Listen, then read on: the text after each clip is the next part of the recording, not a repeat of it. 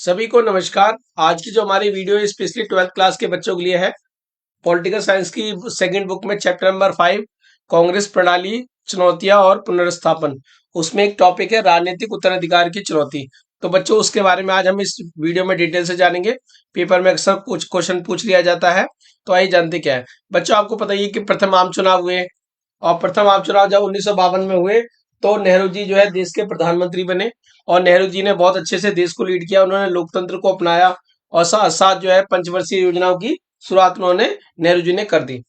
पर 1952 से तक 64 तक जो है सब कुछ ठीक चल रहा था। नेहरू जी देश के प्रधानमंत्री थे और बहुत अच्छी तरीके से देश को लीड कर रहे थे। पर 1964 मई में क्या हो गया, उनकी मृत्यु हो गई। और जब नेहरू जी की मृत्यु हो गई तो उसके उसके बाद जो है सबसे बड़ा प्रश्न खड़ा हुआ, वो हुआ उत्तराधिकारी का। यानी कि अब नेहरू जी के बाद देश का नेता कौन बनेगा, कौन देश को लीड करेगा, कौन भारत का प्रधानमंत्री बनेगा। और आशंका की जाने लगी क्या नेहरू के बाद देश में लोकतंत्र कायम रह पाएगा, क्योंकि अक्सर ये देखा गया कि जो बड़े लीडर होते हैं उनकी क्षति के बाद जो है कहीं ना कहीं देश को बहुत बड़ा नुकसान भी पहुंचता है। क्योंकि नेहरू जी ने आजादी के बाद से ही लोकतंत्र को अपनाया, तो लोगों के मामले में ये प्रश्न ये था कि क्या नेहरू जी की मृत्यु के बाद हम उसी लोकतांत्रिक प्रणाली पे चलेंगे या सेना की तरफ, शासन की तरफ चले जाएंगे। तो यानी कि लोकतंत्र को बनाए रखना एक बहुत बड़ी चुनौती लोगों को लगने लगा। जो 1960 का दशक था वो भारत के लिए खतरनाक साबित हुआ, क्योंकि गरीबी, असमानता, सांप्रदायिकता और क्षेत्रीय सवाल अनसुलझे थे। अब चूंकि इतने बड़े नेता की मृत्यु हो जाना देश के लिए एक बहुत बड़ी क्षति है ही कहीं ना कहीं। उसके बाद जो है शास्त्री जी प्रधानमंत्री बनते हैं, तो उनकी भी बाद में मृत्यु हो गई थी। तो और साथ साथ इतना बड़ा आर्थिक संकट 1960 के दशक में आया। गरीबी बहुत बड़े लेवल पे थी, मुद्रास्फीति बहुत बड़े लेवल पे थी। इसलिए जो 1960 का दशक है वो कहीं ना कहीं खतरनाक दशक भी कहा जाता है। पेपर में कभी कभी क्वेश्चन पूछ लिया जाता है। अब हम चलते हैं सीधे उत्तराधिकारी के बारे में जो चर्चा चल रही थी। नेहरू के बाद कौन? बच्चों नेहरू के बाद जो है शास्त्री जी आए। शास्त्री जी को प्रधानमंत्री बनाया गया। उस टाइम जो कांग्रेस के अध्यक्ष हुआ करते थे के कामराज ने लोगों से सलाह मशवरा किया और पाया कि जो लाल बहादुर शास्त्री हैं उनके नाम पे सबकी सहमति है। जब सबकी सहमति होगी तो उनके खिलाफ जो है कोई चुनाव में खड़ा नहीं हुआ, और जो है लाल बहादुर शास्त्री निर्विरोध जो है जीत गए। जब निर्विरोध इसीलिए जीते क्योंकि उनके नाम पे जो है एक बहुत आम सहमति थी, बड़ी सहमति थी। कोई उनके अगेंस्ट में नहीं आना चाहता था, और उनकी जो सादगी और सिद्धांत के लिए उनको जाना जाता था। कहा जाता है एक बार ये रेल मिनिस्टर थे और रेल दुर्घटना हो गई थी, तो इन्होंने इस्तीफा की पेशकश कर दी थी। कहने का मतलब क्या, इतने बड़े दिल वाले थे, इतने सिद्धांत वाले जो है हमारे जो है लाल बहादुर शास्त्री थे। तो इस तरह इतने अच्छे नेता को सीधी सी बात है कोई भी जो है पसंद करना ही चाहेगा। तो इस तरह लाल बहादुर शास्त्री जो है देश के प्रधानमंत्री बन गए। नेहरू जी जब प्रधान के बाद जब शास्त्री जी प्रधानमंत्री बने तो 1964 से 66 तक वो भारत के प्रधानमंत्री रहे। इस दौरान उन्हें दो बड़ी चुनौतियों का सामना करना पड़ा। सबसे पहली चुनौती क्या थी कि भारत चीन युद्ध के कारण उत्पन्न आर्थिक संकट। बच्चों आपको बताइए कि 1962 में हमारा कांग्रेस का जब पंडित जवाहरलाल नेहरू शासन कर रहे थे, तो उस टाइम जो है हमारा चाइना के साथ वॉर हो गया था। 1962 में चाइना ने हमारे पे युद्ध कर दिया था, और उसकी वजह से हमें काफी नुकसान झेलने को पड़ा। और उसके बाद जो है बहुत बड़े लेवल पे आर्थिक संकट उत्पन्न हुआ। कहीं ना कहीं खाद्यान्न उत्पादन में जो हमारी हालत जो है बहुत ज्यादा खराब हो गई। तो और अच्छा मानसून भी ना होना कहीं ना कहीं वो उसका एक नुकसान का एक कारण बन गया। फिर जब शास्त्री जब इन कठिनाइयों से निकल रहे थे तो 1965 में क्या हुआ, पाकिस्तान के साथ वॉर हो गया। कहने का मतलब क्या है कि एक साथ दो चुनौती आ गई। पहली चुनौती तो यही थी कि 1962 के वॉर से उभरा जाए, और वो इसको उभर ही रहे थे कहीं ना कहीं। फिर 1964 में क्या हुआ कि पाकिस्तान जो है भारत पर अटैक कर दिया, और इसकी वजह से शास्त्री जी को डबल चुनौती का सामना करना पड़ गया। उन्होंने दोनों ही बड़ी मजबूती से दोनों चुनौतियों को सामना किया, और फाइनली उन्होंने एक नारा भी दिया था, आपको पता होगा बच्चों को, जय जवान जय किसान का नारा जो है वो लाल बहादुर शास्त्री जी ने ही दिया था। अक्सर पेपर में पूछा जाता है कि जय जवान जय किसान का नारा किसने दिया, या लाल बहादुर शास्त्री ने किसका नारा दिया। तो आप ये बताएंगे जय जवान जय किसान लाल बहादुर शास्त्री ने नारा दिया। उनको कहना ये था, जवान और किसान हमारे देश की रीढ़ है, और यही हमारे देश की रक्षा कर रहा है। जवान बॉर्डर पे रक्षा कर रहा है, किसान जो है अन्न उगा रहा है। तो उन्होंने जय जवान जय किसान का नारा दिया। अनफॉर्चुनेटली क्या हुआ कि 10 जनवरी 1966 को तस्कंद में जो है समझौता होना था, जो पहले सोवियत संघ में था।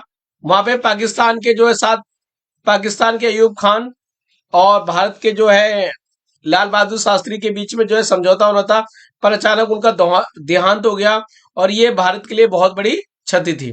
तो इस तरह जो है शास्त्री जी की मृत्यु के बाद वही समस्या दोबारा खड़ी हुई कि शास्त्री जी के बाद जो है देश का प्रधानमंत्री कौन बनेगा। तो शास्त्री जी के बाद जो देश का प्रधानमंत्री बनने की बारी आई वो आई हमारी इंदिरा गांधी की।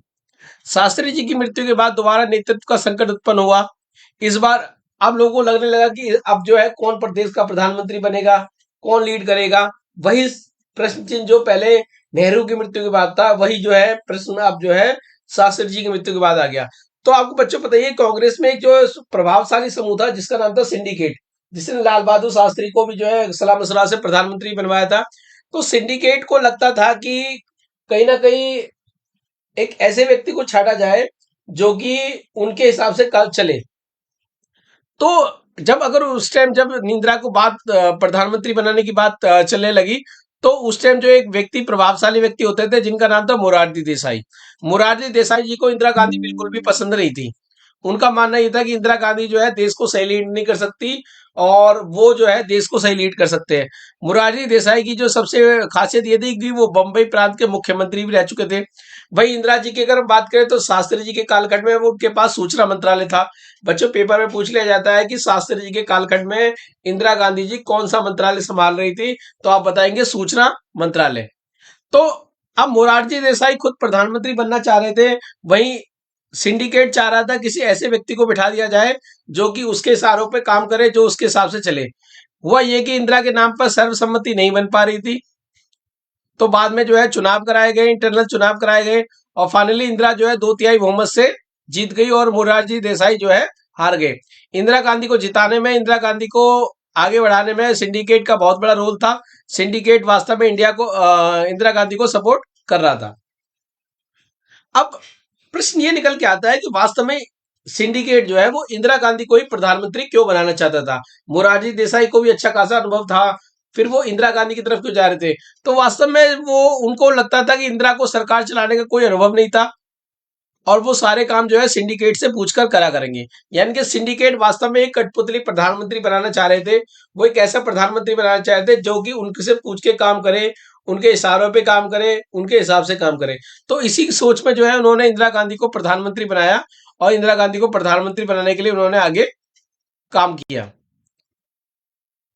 अब कहने को तो इंदिरा गांधी जी को उनको लग रहा था कि वास्तव में इंदिरा गांधी उनके हिसाब से काम करेगी, पर आप सभी बच्चों को पता है कि इंदिरा गांधी ने प्रधानमंत्री बनने के बाद किस तरह से अलग स्टेप लिए और किस तरह से जो ये सिंडिकेट है उसी को ही जो है किनारे लगा दिया। यानी कि जो सिंडिकेट का कहीं सोचना था वो कहीं ना कहीं गलत साबित हुआ। इंदिरा गांधी को भी शास्त्री की तरह कई आर्थिक कठिनाइयों का सामना करना पड़ा। आपको पता ही है 1960 से 70 के बीच में देश के आर्थिक हालात बहुत ज्यादा खराब हो गए थे। उत्पादन में लगातार कमी हो रही थी, मानसून अच्छा नहीं था। तो कहने को मतलब कृषि के हालात जो है बहुत ज्यादा खराब थे। फिर 1967 के बाद उन्हें चुनाव लड़ना पड़ा, यानी कि 1967 का जो जनरल इलेक्शन है वो उन्हीं को लड़ना पड़ गया। और धीरे धीरे इंदिरा गांधी ने अपने नियंत्रण बनाने की कोशिश करी।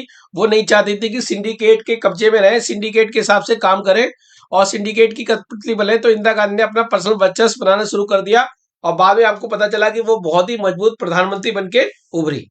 तो अगर उत्तराधिकारी का हम पूरा कॉन्सेप्ट देखें तो नेहरू जी की मृत्यु के बाद जो है जिस तरह से संकट उत्पन्न हो रहा था, उसके बाद शास्त्री जी आए, उसके बाद इंदिरा गांधी जी आए। कहने का मतलब क्या है कि जिस उत्तराधिकारी का संकट हमें लग रहा था उसको बड़े आसानी से सुलझा लिया गया और कांग्रेस को एक से एक बढ़िया लीडर मिलते गए और बढ़िया प्रधानमंत्री मिलते गए। अगली वीडियो में किसी नए टॉपिक के साथ आपसे जल्दी मिलेंगे। अगर आपको मेरी वीडियो अच्छी लगी हो तो मेरे चैनल सोनू कश्यप सर को सब्सक्राइब करें ताकि इसी तरह आपके लिए अच्छी अच्छी वीडियो लाए इसके और आपकी 95+ नंबर मिड टर्म, फाइनल और प्री बोर्ड सब में, यानी कि फाइनल में आपके 95+ नंबर आए और आप बहुत अच्छे नंबर से टॉप करें। धन्यवाद।